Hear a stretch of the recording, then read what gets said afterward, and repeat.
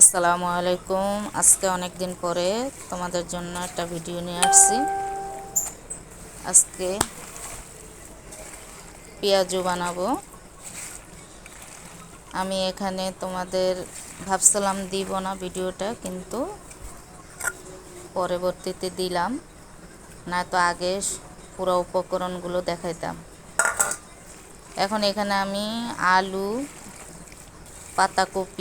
পাতাকপি, আলু, পেঁয়াজ, তারপরে তোমার বেসন, চালের গুঁড়ো, আটা, ধনিয়া পাতা, হালকা একটু কালারের জন্য হলুদ দিয়েছি, কাঁচামরিচ দিয়েছি।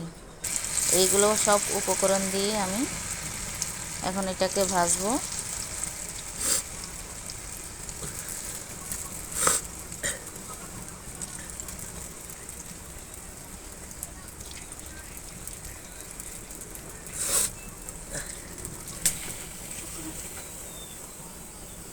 আমার ভাজা হয়ে গেছে।